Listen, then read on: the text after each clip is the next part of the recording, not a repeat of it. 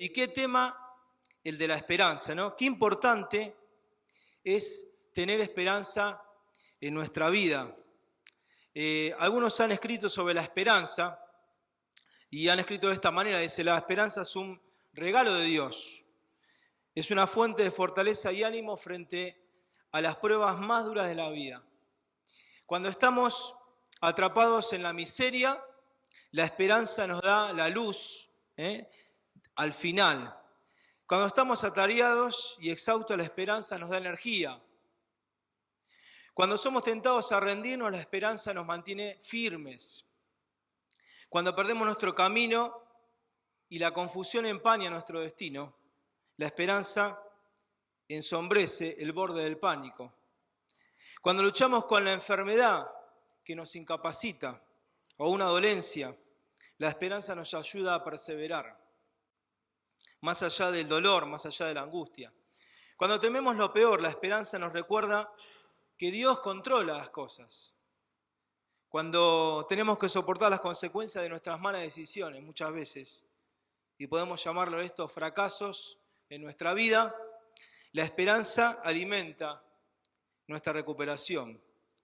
Cuando hay desempleo, estamos desempleados, qué circunstancia difícil vivir aquel que pasa por esta experiencia. La esperanza nos dice que aún tenemos un futuro, que hay posibilidades. Cuando nos vemos esforzados a sentarnos y a esperar, la esperanza nos da paciencia para confiar. Cuando nos sentimos rechazados y abandonados, la esperanza nos recuerda que no estamos solos, que lo vamos a pasar. Y cuando muchas veces nos toca dar el último adiós a una persona que muere, que fallece, la esperanza en la vida eterna supera nuestra pena. Qué importante es tener esperanza. ¿Qué sería de nuestra vida si no tenemos esperanza? Si no hay esperanza en nuestra vida, hay depresión, hay desaliento, ¿sí? Y podemos definir a la esperanza como un deseo, voy a leer algunas definiciones, acompañado por la expectativa o la creencia en el cumplimiento. Desear con expectativa de obtener, esperar con confianza. Cuán vital y cuán importante es esa expectativa. Sin embargo, contrario a la esperanza, tenemos una realidad en nuestra vida que es el sufrimiento, ¿sí? Hay algunos lemas que se han visto por ahí, ¿no? Estos pare de sufrir, ¿no? Donde hay tanto engaño detrás de esa palabra. Pero hay una realidad, el sufrimiento es parte de nuestra vida. Y parece que fuera en contraposición justamente con la esperanza, ¿sí? El sufrimiento es un idioma universal. Esto no tiene que ver con una clase social, con una nacionalidad. El sufrimiento es el idioma que todos conocemos, que todos pasamos. Un gran predicador escribió y dijo, prediquen a los sufridos y jamás le va a faltar una congregación, porque en cada banca, en cada asiento, hay un corazón quebrantado. Y en esta tarde yo quiero hablar y quiero compartir este mensaje de esperanza. Quizás haya personas que estén pasando por el dolor, por el sufrimiento, por alguna de las cosas que estemos viendo. Quizás uno mira la realidad en nuestro país y realmente lo que menos podemos ver es esperanza, ¿no? Si pensamos en la política, si pensamos en la economía y vemos cómo están los países vecinos, ¿no? Y cómo está el mundo y qué difícil que está. Pero en esta hora yo quiero compartirte y quiero pensar con vos, con ustedes y hablar acerca de una esperanza mucho más grande. Y allí un hombre que había pasado justamente por el fracaso, un hombre que había pasado y que había aprendido lo que era el sufrimiento, nos escribe a cada uno de nosotros para que podamos ser alentados en esta hora. No nos va a dar una frase de autoayuda, sino que nos va a dar el aliento para que podamos levantar la mirada y ver la esperanza como realmente tenemos que verle. Por eso vamos a ir a leer en 1 Pedro. Vamos todos a buscar en la Biblia 1 Pedro capítulo 1. Hay un pasaje tremendo en ese capítulo 1 que nos habla justamente de esto. Poder ver cómo poder vencer el sufrimiento, cómo poder experimentar el triunfo frente a la desesperanza, el sufrimiento, el dolor, la angustia. Y allí Pedro nos va a escribir a nosotros. Les escribía a personas que estaban pasando por circunstancias muy duras, seguramente mucho más difíciles que la que nosotros estamos viviendo. 1 Pedro capítulo 1, dice el versículo número 3. Bendito el Dios y Padre de nuestro Señor Jesucristo, que según su grande misericordia nos hizo renacer para una esperanza viva. Una esperanza viva, vuelvo a resaltar esa expresión, por la resurrección de Jesucristo de los muertos, para una herencia incorruptible, incontaminada, inmarcesible, reservada en los cielos para vosotros, que sois guardados por el poder de Dios mediante la fe, para alcanzar la salvación que está preparada para ser manifestada en el tiempo postrero, en lo cual vosotros os alegráis, aunque ahora, por un poco de tiempo, si es necesario, tengáis que ser afligidos en diversas pruebas, para que sometida a prueba vuestra fe, mucho más preciosa que el oro, el cual, aunque perecedero, se prueba con fuego, sea hallada en alabanza, gloria y honra cuando sea manifestado Jesucristo, a quien amáis sin haberle visto, en quien creyendo, aunque no lo veáis, os alegráis con gozo inefable y glorioso. Leemos hasta ahí la palabra de Dios y Pedro en esta carta donde tantas veces menciona, por lo menos 15 veces, la palabra sufrimiento. Y él quería, a través de estas palabras, poder animar a aquellos que estaban pasándola muy mal, aquellos que estaban en un tiempo de persecución por ser cristianos, en un tiempo durísimo, difícil, y él quería hacerles mirar más allá del sufrimiento. Por eso en esta hora yo quiero mirar con ustedes y ver algunas cosas que tenemos. Cantábamos en la canción, por eso es que hoy tenemos esperanza. Y yo quiero ver con ustedes algunas cosas que en este pasaje usted y yo podemos experimentar y saber que podemos tener en cada una de nuestras vidas, ¿sí? Y lo primero que veo en este pasaje es que todos podemos tener una esperanza, ¿sí? Pero esta esperanza no es como la que uno puede tener una fantasía mental, un simple deseo. ¿Vieron cuando uno mira a una estrella y pide un deseo, se dice, ¿no? Tengo el deseo de tal cosa, tengo la expectativa, tengo un sueño, espero tal cosa. La Biblia nos habla de algo mucho más trascendente. Y en este pasaje vemos que la Biblia nos habla de una esperanza viva. Y yo quiero decirte en esta hora y recordarte, querido amigo, querido hermano, que todos tenemos una esperanza viva, ¿sí? Una esperanza viva. ¿Y cómo poder lograr esta esperanza viva? Dice la palabra de Dios aquí que Él nos hizo renacer para una esperanza viva. ¿Quiénes pueden tener esta esperanza viva? Aquellos que han renacido, aquellos que han nacido de nuevo, aquellos que han comprendido que necesitaban nacer de nuevo. En el capítulo 3 de Juan dice esta expresión, os es necesario nacer de nuevo. Y allí en esa historia, aquel hombre se preguntaba, ¿cómo puedo yo nacer de nuevo? ¿Puedo ir de nuevo al vientre de mi madre? Y Jesús le hablaba en aquella oportunidad acerca de un nuevo nacimiento, de una nueva vida, de un renacer en lo espiritual. Dice la Biblia en Efesios capítulo 2 que todos los hombres estamos muertos en nuestros delitos y pecados. Querido amigo, en esta noche la palabra de Dios te dice que por cuanto todos pecamos, estamos destituidos, separados de Dios. Y el pecado nos deja en un estado de muerte espiritual.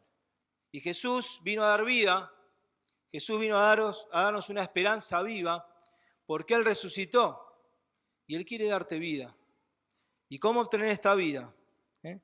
Esta vida se puede obtener estando en Jesucristo, creyendo en Él como nuestro Salvador. Dice 2 Corintios 5:17, de modo que si alguno está en Cristo, nueva criatura es. Las cosas viejas pasaron y de aquí todas son hechas nuevas. Y este nuevo nacimiento comienza cuando un día te das cuenta que sos pecador, y que ese pecado te deja en un estado de muerte espiritual. Pero la Biblia dice, arrepiéntanse de sus pecados y crean el Evangelio, crean en Jesucristo. Y aquel texto tan conocido de Juan 3:16 dice que de tal manera lo hemos comentado en esta hora, lo hemos leído, lo hemos dicho, mencionado, que de tal manera amó Dios al mundo que ha dado a su Hijo, para que todo aquel que en Él cree no se pierda, mas tenga vida eterna. Si vos en esta hora querés experimentar esta esperanza viva, necesitas reconocer que sos pecador, que este pecado te aleja de Dios y necesitas en esta hora aceptar, creer en la obra de Cristo. Él murió en la cruz por vos, Él se entregó. Pero no solo Él murió, sino que también resucitó. Por eso tenemos una esperanza viva. Y dice la Biblia que vana sería nuestra predicación si Cristo no hubiera resucitado. Esta reunión no estaríamos predicando si Cristo no hubiera resucitado. Por eso hoy tenemos un mensaje de esperanza, de una esperanza viva, porque Jesucristo ha resucitado. Y Él te puede hacer renacer. Un viejo himno decía, tendrás que renacer. De cierto te digo, tendrás que renacer. Y en esta hora Dios te invita a que te acerques a Él. ¿Cómo estás? Con tus pecados, reconociendo delante de Él que sos pecador y creyendo en la obra de Jesucristo. A partir de ese momento vas a poder disfrutar de una esperanza viva.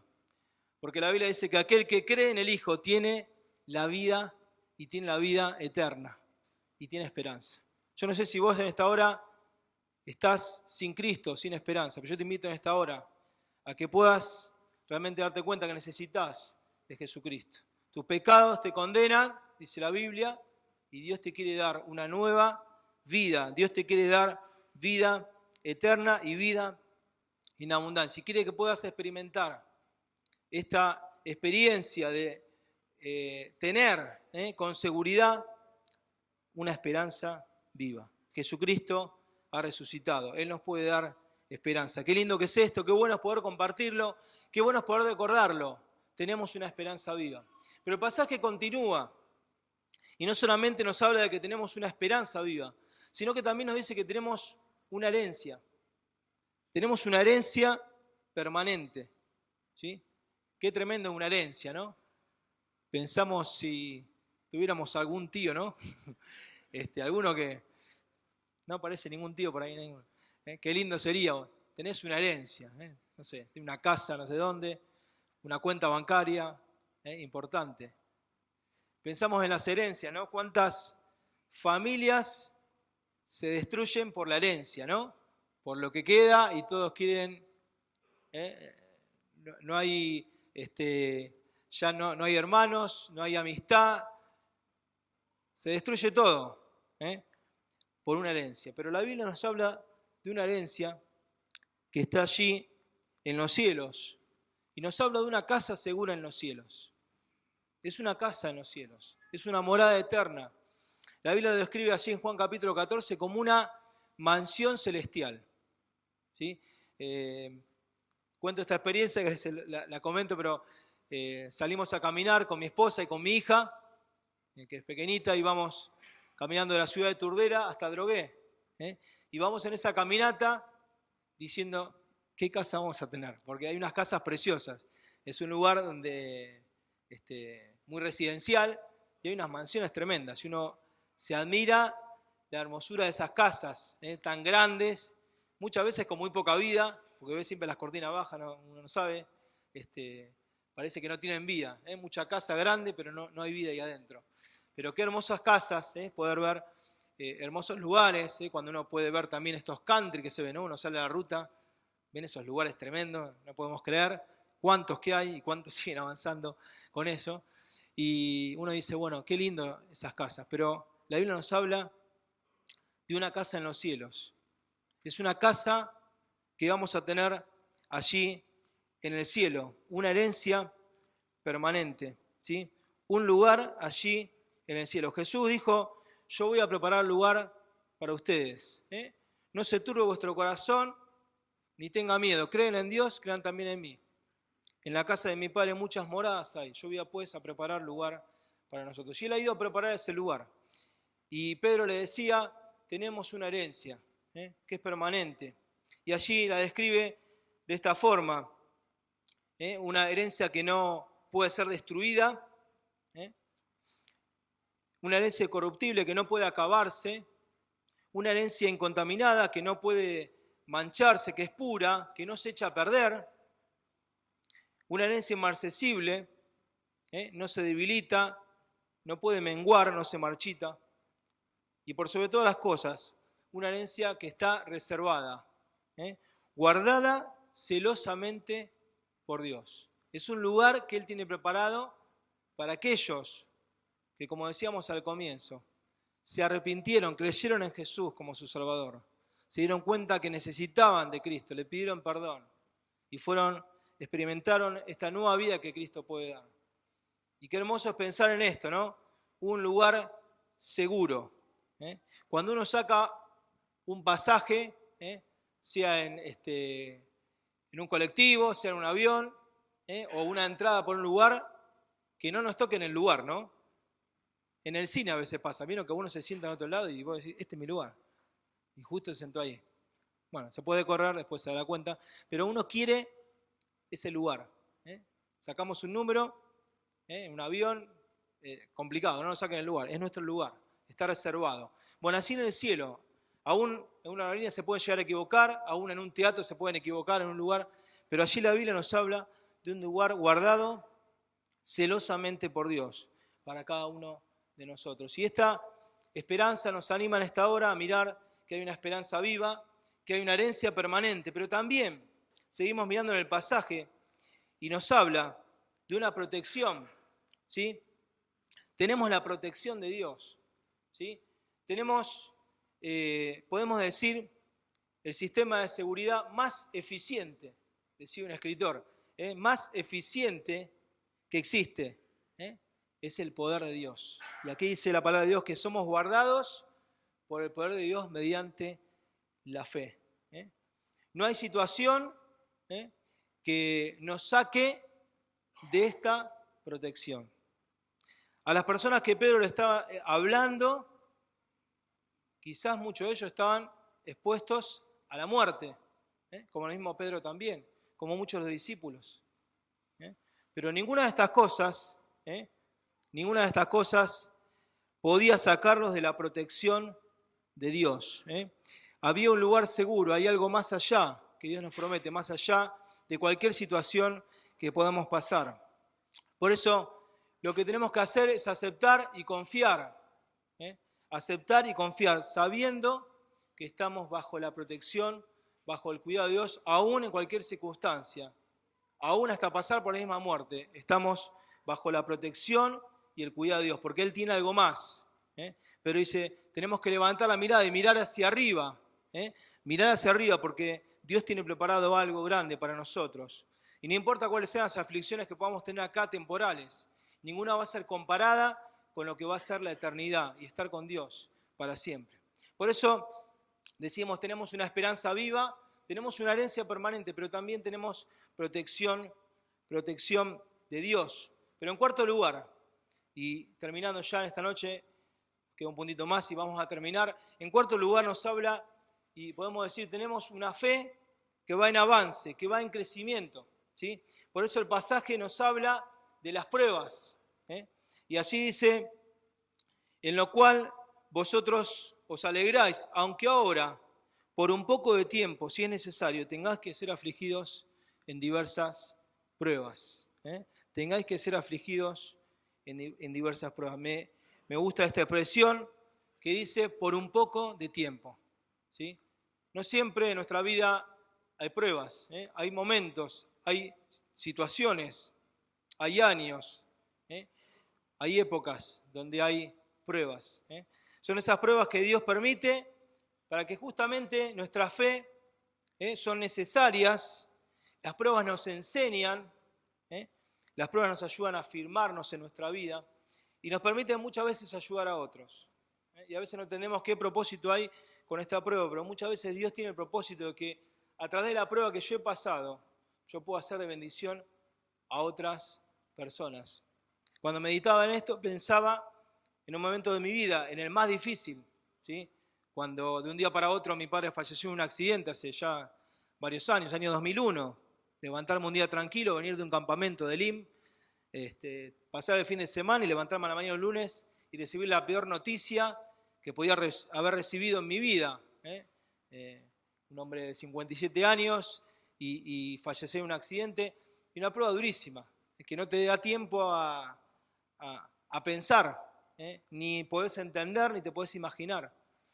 Pero pensaba que en ese tiempo fue donde Dios más trabajó en mí, donde Dios más me hizo despertar a muchas cosas que yo necesitaba cambiar, donde Dios me hizo despertar a un montón de cosas que Dios ya me estaba hablando, pero a través de esa prueba difícil, Dios permitió y obró en mi vida y lo pude experimentar. Y quizás vos estás pasando por pruebas, vos has pasado por pruebas y podés dar testimonio de esto. Cómo en medio de las pruebas Dios va afinando nuestra vida, como se afina el oro puro, dejando allí la escoria, aquello que nos sirve para purificar nuestra vida. Y es así que Dios nos prueba de diferentes maneras, de diversas pruebas, para que nosotros podamos crecer en esta fe. Yo te invito en esta hora, si estás pasando por una prueba, que no te debilites, a que no te enojes con Dios, aunque a veces es bueno decirle a Dios lo que sentimos. Si Dios estoy mal, estoy enojado, estoy triste, pero a que vos te puedas acercar a Dios y puedas ver que Dios tiene un propósito detrás de esa prueba, detrás de ese sufrimiento en tu vida. Y esto es lo que Pedro les quería decir. Ustedes por un poco de tiempo, pero ¿saben qué? Va a ser un poco de tiempo comparado con lo que va a ser estar para siempre con Dios. Por eso dice, tenemos una esperanza viva, un destino eterno permanente, una herencia permanente. Vamos a estar por la eternidad.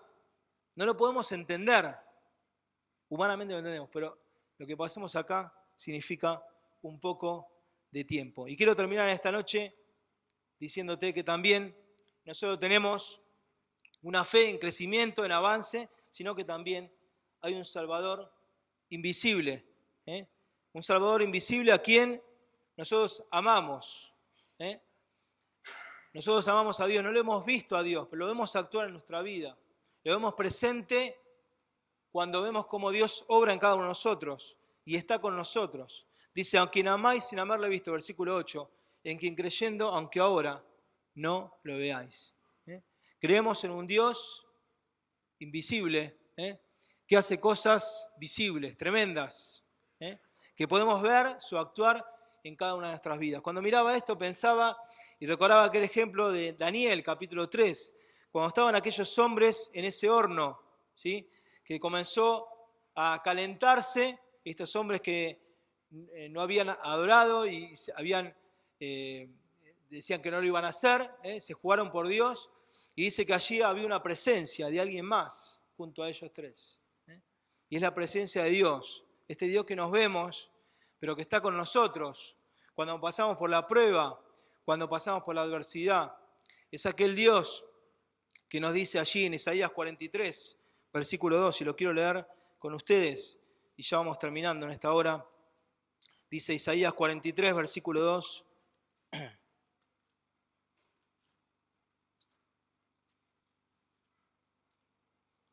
Este fue uno de los versículos que en medio de la prueba en mi vida se marcó justamente a fuego, ¿no?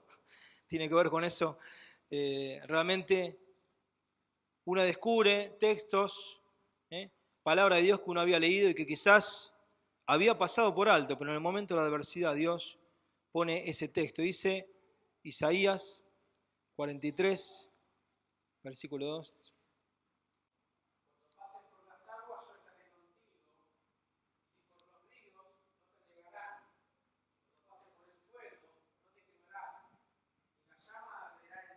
Muy bien. Eso fue literal en aquella historia de Daniel. Y así está el Señor con nosotros, el Señor acompañándonos. Y en esta hora yo quiero traer y quiero compartir este mensaje. Es un mensaje de esperanza. Es un mensaje que nos desafía en esta hora a confiar en Dios. Es un mensaje que nos desafía a ver que en un mundo donde no hay esperanza, hoy nosotros podemos levantar y decir, hay esperanza. Confíe en Dios. Ponga su fe en Jesucristo. Él es nuestra esperanza. Él es el Dios de nuestra esperanza. No ponga su esperanza en las riquezas, como dice la Biblia, que son inciertas.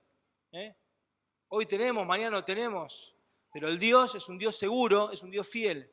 Y es un Dios que tiene una esperanza que es mucho más grande que cualquier esperanza que podemos tener o cualquier deseo. Es una esperanza viva. Y en esta hora la palabra de Dios nos anima.